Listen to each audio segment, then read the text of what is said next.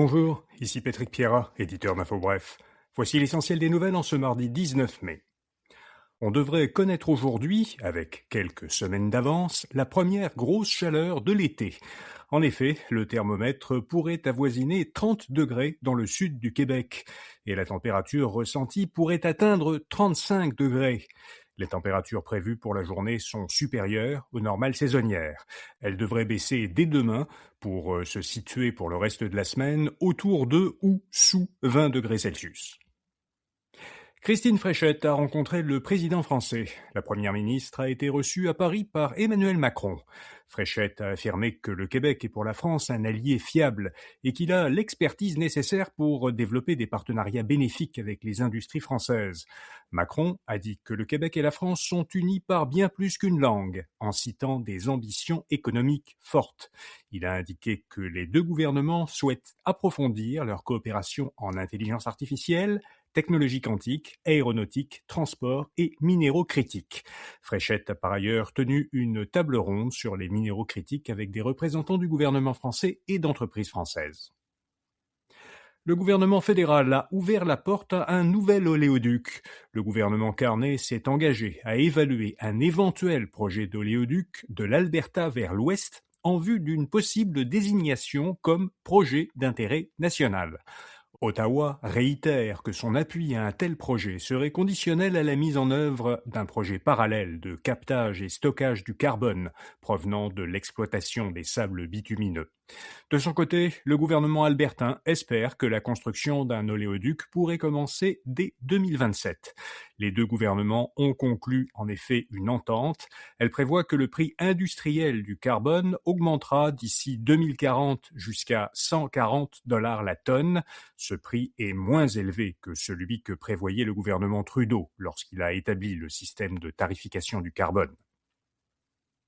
L'Organisation mondiale de la santé a déclaré qu'une épidémie d'Ebola en cours depuis plusieurs semaines en Afrique centrale constitue une urgence de santé publique de portée internationale. Selon le Centre africain de contrôle et de prévention des maladies, le virus aurait fait au moins 88 morts en République démocratique du Congo et 1 mort en Ouganda. Il n'existe aucun vaccin ni traitement contre le variant à l'origine de l'épidémie actuelle.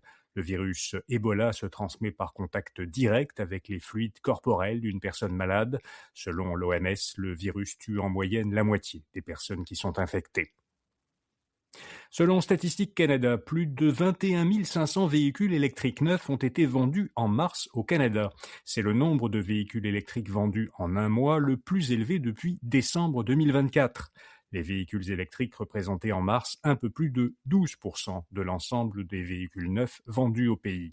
La cause probable de ce rebond, c'est le rétablissement, le mois précédent, en février, du programme d'incitation à l'achat de véhicules zéro émission du gouvernement fédéral.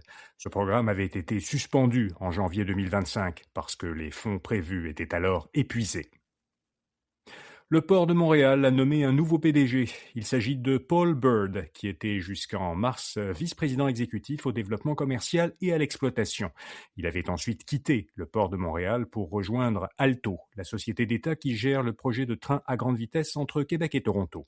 À la tête du port de Montréal, Paul Bird remplacera le 8 juin Julie Gascon, qui a quitté son poste le mois dernier. Les odomètres trafiqués constituent un problème croissant dans le marché des autos usagées. La société Carfax Canada a recensé l'an dernier plus de 20 000 véhicules dont l'odomètre avait été falsifié. Cette donnée concerne les véhicules pour lesquels un rapport d'historique a été produit l'an dernier. La falsification d'odomètre consiste à reculer illégalement le kilométrage d'un véhicule pour en gonfler la valeur de revente. Carfax souligne que ce méfait est difficile à détecter sans données précises ni outils spécialisés. Elle recommande aux acheteurs de véhicules usagés de vérifier l'évolution des lectures d'odomètre dans le rapport d'historique du véhicule et de faire inspecter le véhicule par un mécanicien qualifié.